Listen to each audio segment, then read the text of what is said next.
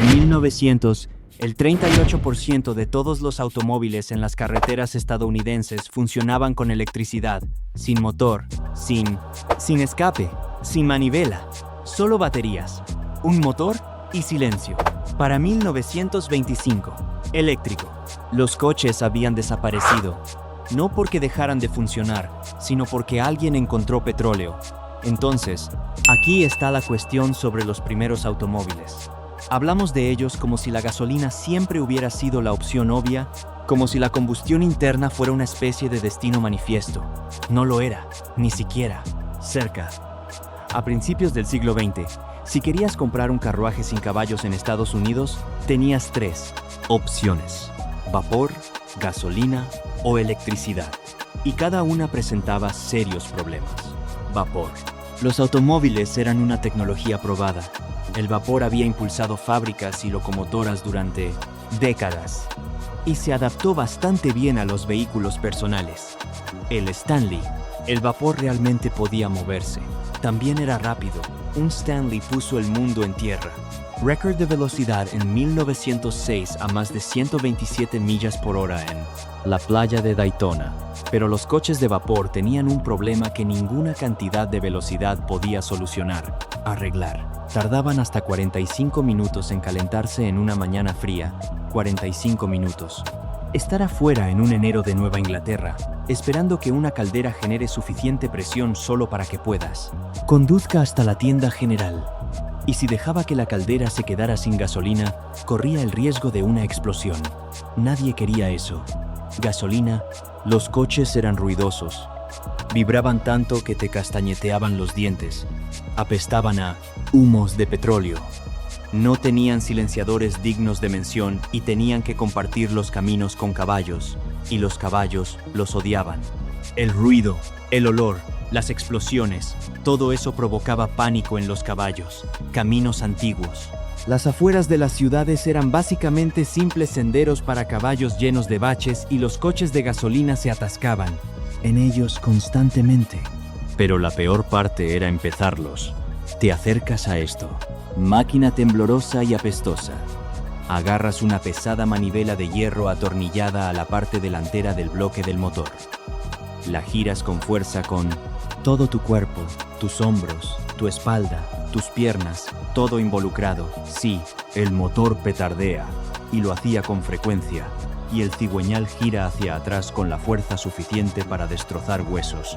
Las muñecas eran comunes, los brazos rotos, los hombros dislocados. Un hombre llamado Byron Carter, fundador de Carter Car Company, se detuvo para ayudar a una mujer cuyo Cadillac se había averiado en un puente cerca de Belle Isles, en Detroit, alrededor de 1908. Él puso en marcha el motor como un favor. Arrancó. Se fracturó la mandíbula y se infectó. En aquellos días, antes de los antibióticos, ese tipo de lesión podía ser fatal. Carter murió de arrancar el coche de otra persona. Ahora, imagínese el coche eléctrico. Entra, empuja una palanca, conduce, sin manivela, sin explosión bajo tu asiento, sin humo, sin vibración, sin hedor, simplemente suave. Movimiento silencioso por las calles de la ciudad. Velocidad máxima de aproximadamente 20 a 25 millas por hora. Perfectamente. Adecuado para la conducción urbana. Autonomía de 50 a 80 millas con una sola carga. Para moverse por la ciudad, hacer recados, ir a domicilio, era más que suficiente. Y la gente los compró. Muchísimos. De personas. En 1900, había más de 33,000 vehículos eléctricos registrados en Estados Unidos. El 40% de los automóviles estadounidenses eran impulsados por vapor. El 38% eran eléctrico. Y solo el 22% funcionaba con gasolina. La gasolina era la menos favorecida. La minoría. Opción. La opción ruidosa, peligrosa y maloliente que la mayoría de la gente sensata prefiere. Evitado. La ciudad de Nueva York operaba una flota de más de 60 taxis eléctricos que circulaban rápidamente. Pasajeros alrededor de Manhattan. Londres tenía su propia flota de taxis eléctricos, apodada colibríes por el suave zumbido que producían al deslizarse por las calles. Boston y Baltimore corrían También taxis eléctricos. La empresa de vehículos eléctricos era el mayor fabricante de automóviles del país. No uno de los más grandes, el más grande. Alquilaban coches, no los vendían. Ellos. Recogías uno, lo conducías todo el día y luego lo devolvías a un taller central donde la compañía lo cargaba esa misma noche y lo tenía listo al amanecer.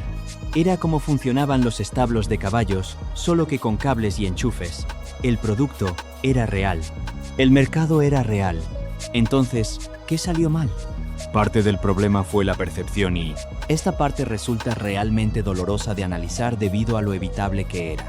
Los coches eléctricos se asociaron con las mujeres y los ricos. Se comercializaron de esa manera deliberadamente. Baker Electric publicó anuncios que proclamaban que se podía aprender a conducir uno en 20 minutos. Detroit Electric, fundada en 1907 por la Anderson Electric Car Company, vendida principalmente a mujeres que no querían lidiar con una peligrosa manivela y a los médicos que necesitaban un automóvil que arrancara de manera confiable a las 3 por la mañana para visitas a domicilio. Los interiores fueron diseñados como salones con tapicería lujosa y curvas, ventanas de cristal y cabinas sin componentes mecánicos. Los hombres no querían conducir un coche que la sociedad consideraba un coche de mujer.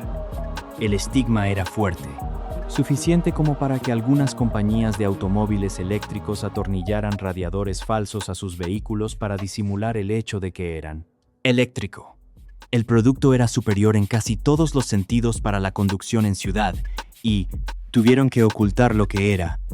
Pero la percepción por sí sola no acabó con el coche eléctrico. 3 golpes de martillo cayeron en rápida sucesión y juntas fueron fatales. La primera fue una colina en el sureste, Texas, 10 de enero de 1901, Beaumont, Texas. Un ingeniero de minas llamado Capitán Anthony Lucas y un equipo de perforación habían estado trabajando en una formación de domo de sal llamada Spindle Top Hill, un montículo bajo y ancho de unos 12 a 15 pies de altura y más de una milla de ancho. Patillo Higgins, un geólogo autodidacta y mecánico manco, había estado convencido durante años que había petróleo debajo de esta colina. Había notado burbujas de gas en los manantiales de la cima y el alquitrán negro que se filtraba del suelo. La mayoría de los geólogos profesionales pensaban que era un chiflado. No fue así. Lucas y su equipo encontraron petróleo a una profundidad de aproximadamente 40. Lo que sucedió a continuación fue algo que el mundo jamás había presenciado. Un leve estruendo, lodo saliendo disparado del pozo, luego silencio, luego una explosión de petróleo crudo que irrumpió a más de 150 pies de altura. El pozo produjo cerca de 100,000 barriles por día. Un pozo, 100,000 barriles, eso era más petróleo. En un solo día, más que todos los demás pozos de Estados Unidos juntos. El incendio se prolongó durante 9 días antes de que la tripulación lograra controlarlo. Beaumont enloqueció. La población de la ciudad se disparó de 10,000 a 50,000 habitantes en 3 meses. Los especuladores se abalanzaron como una plaga. Un terreno que un hombre había intentado vender por $150 durante 3 años cambió repentinamente. Lo entregó por 20,000. El comprador lo revendió 15 minutos después por 50,000. Un pozo cuya perforación costó menos de $10,000 se vendió por $1,250,000. A finales de 1902, más de 500 compañías petroleras operaban en los alrededores de Spindle. Arriba, solo el yacimiento produjo más de 17 millones de barriles ese año, aproximadamente el 94% de toda la producción petrolera de Texas. Y el precio del crudo se desplomó 3 centavos. Barril, 3 centavos. El agua en las ciudades en auge se vendía a 5 centavos la taza. El agua costaba más que el petróleo, la gasolina, que había sido moderadamente cara y algo. El combustible para automóviles, que antes era difícil de conseguir, de repente estaba por todas partes y era prácticamente gratis.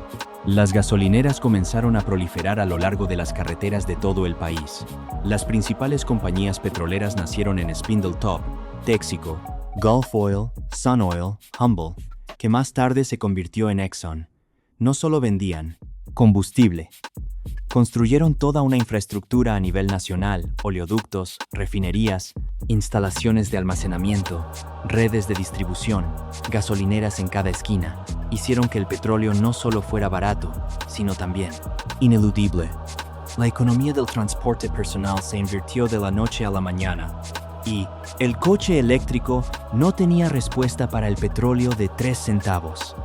El segundo golpe vino de un hombre en Detroit que no tenía ningún rencor particular contra los vehículos eléctricos. Simplemente quería construir el coche de gasolina más barato del mundo. En 1908, Henry Ford presentó el modelo T. El coche en sí no era una ingeniería revolucionaria. 4 cilindros fundidos en un bloque único, 20 caballos de fuerza, velocidad máxima de alrededor de 42 millas por hora. Funcionaba con gasolina, queroseno o incluso combustible a base de cáñamo. Lo revolucionario no fue el coche en sí. Así es como lo construyó Henry Ford. La línea de montaje móvil, totalmente implementada. En la planta de Highland Park, se transformó la fabricación de automóviles, pasando de ser un oficio especializado a una industria implacable. Proceso. Cada trabajador realizó una tarea, un movimiento, repetido miles de veces. Un día, mientras los coches parcialmente ensamblados pasaban junto a ellos en una cinta transportadora mecánica. Las ganancias de eficiencia fueron más allá de todo lo que la industria había imaginado. En 1912, la fábrica de Ford produjo alrededor de 69,000 modelos T. Al año siguiente, utilizando en la línea de montaje, esa cifra saltó a 170,000. Para 1916, la producción superó 500,000 de coches.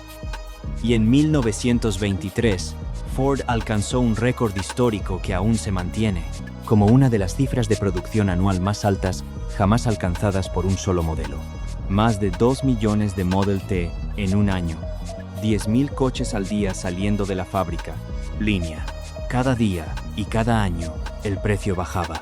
En 1908, un modelo T costó $850. Eso era aproximadamente el salario de 18 meses para un trabajador estadounidense promedio. En 1914, $345. En 1924, $260. Aproximadamente 4 meses de sueldo. Un Detroit comparable. Eléctrico ese mismo año, más de $2. Para 1922, un nuevo Detroit Electric se vendía por $2.985. Eso es más de 10 veces el precio de un modelo T. Más de 10 veces. Henry Ford no solo construyó coches, hízola. El automóvil de gasolina era un derecho democrático, algo que cualquier trabajador podía permitirse. Y el coche que democratizó funcionaba con gasolina barata. Petróleo crudo de Texas. El tercer golpe fue el más irónico de todos, y provino de un hombre, quien comprendía la electricidad mejor que casi cualquier otra persona viva, Charles Kettering. Nació en una granja en Ohio en 1876. Se costeó sus estudios en la Universidad Estatal de Ohio trabajando. Tras estudiar ingeniería eléctrica, consiguió un trabajo en la National Cash Register Company en Dayton, Ohio. Ahí tuvo una idea crucial. Los pequeños motores eléctricos no necesitan funcionar continuamente. Solo necesitan producir una poderosa ráfaga de energía por un breve momento. Él usó este principio para construir la primera caja registradora eléctrica en 1906, un dispositivo que la hizo físicamente posible, más fácil para los empleados registrar las ventas. Luego dirigió su atención a algo mucho más grande. Problema. La manivela era la debilidad fatal del coche de gasolina. Era peligroso, agotador, y excluía a una gran parte de la población de la conducción. Kettering vio la solución: construir un pequeño motor eléctrico que podría hacer girar el volante de un motor en una ráfaga corta e intensa, alimentado por una batería de plomo. Ácido. Batería. El mismo motor funcionaría también como generador cuando el coche estuviera en marcha, recargando la batería. También ideó un regulador de voltaje para mantener una salida constante independientemente de la velocidad del motor. Presione un botón y el motor arranca. No. Manivela. Sin brazos rotos. Sin riesgo de muerte por ignición del automóvil. Probó el sistema instalado en un Cadillac en Detroit en febrero de 1911. Funcionó. Henry Leyland, el perfeccionista jefe de Cadillac, tenía razones personales para querer esta tecnología. La muerte de Byron Carter había sufrido una lesión por una manivela. Carter había sido un amigo. Leyland había jurado que ningún propietario de un Cadillac volvería a necesitar una manivela. Cuando Kettering demostró, Leyland no dudó en comprobar que su motor eléctrico podía arrancar de forma fiable un motor Cadillac con solo pulsar un botón. Encargó 12.000 unidades de arranque en el acto. El motor de arranque eléctrico se convirtió en equipamiento estándar en el Cadillac de 1912. Modelo 30, el primer automóvil de la historia en incluir arranque eléctrico. Iluminación y encendido eléctrico, todo en un sistema integrado. En 5 años, prácticamente todos los autos de gasolina nuevos en Estados Unidos tenían arranque eléctrico. Hudson, Oldsmobile, Oakland, Dodge Brothers, todos adoptaron la tecnología dentro de un pocos años modelo. El mayor atractivo del coche eléctrico es que no requirió la peligrosa manivela. Fue neutralizado durante la noche. Charles Kettering, usando su dominio de la electricidad, había matado accidentalmente el coche eléctrico. Si estás disfrutando de esto, suscríbete. Hacemos análisis a fondo como este con frecuencia. Bueno, volvamos al tema. Ahora, aquí es donde la historia se vuelve personal. Porque las dos figuras más emblemáticas de la invención estadounidense vieron exactamente lo que estaba sucediendo y trataron de cambiar el resultado. Thomas Edison, el hombre que le dio al mundo desde la bombilla eléctrica, el fonógrafo y la red de distribución eléctrica, se creyó firmemente en los vehículos eléctricos. En una ocasión dijo estar convencido de que el motor eléctrico se utilizaría universalmente para el transporte de mercancías en todas las grandes ciudades, que el automóvil eléctrico se convertiría en el vehículo familiar del futuro. Pasó más de una década. Su vida y enormes sumas de dinero dedicadas a intentar hacer realidad esa visión. El arma de Edison fue la batería de níquel-hierro. Las baterías estándar de plomo, ácido, del tipo que alimentaba la mayoría de los primeros aparatos eléctricos. Los vehículos eran pesados, frágiles y se degradaban rápidamente con las recargas repetidas. La alternativa de Edison utilizaba un electrolito de hidróxido de potasio con óxido de níquel y electrodos de hierro. Era significativamente más ligero, extraordinariamente duradero, resistente a la sobrecarga, descarga profunda, y Edison afirmó audazmente una vida útil de 100 años. Las pruebas de laboratorio modernas han confirmado que esta afirmación es esencialmente cierta. Algunas de las pilas de níquel-hierro originales de Edison, el Ega Sandanduna Sue, fabricados hace más de 100 años, siguen siendo funcionales hoy en día. Llegar allí casi destruyó su reputación. Edison anunció que la batería estaba lista en 1903. Después de años de trabajo minucioso, miles de experimentos con diferentes metales y combinaciones químicas, él y su personal probó todo. Diferentes electrodos, diferentes electrolitos, diferentes materiales para las carcasas. Los fabricantes compraron las nuevas baterías con entusiasmo, ilusionados por las promesas de Edison. Entonces surgieron los problemas. Fugas por todas partes. El níquel grafito. Los conductores se degradaron y fallaron. Las baterías no pudieron mantener la carga en condiciones reales. Independiente. Las pruebas de ingeniería confirmaron lo peor. La nueva batería era más ligera que el plomo. Ácido, sí, pero no era más potente. En algunas configuraciones, en realidad lo era. Peor aún. Para un hombre que había construido toda su carrera sobre la imagen del inventor infalible, esto era humillante. Pero Edison, para su crédito, no giró, no desvió, cerró. Cerró toda su operación de fabricación, desechó el diseño original y dijo, su equipo estaba empezando de cero. Pasó 3 años agotadores, reconstruyendo completamente la batería desde cero utilizando materiales más costosos y de mayor calidad. Materiales.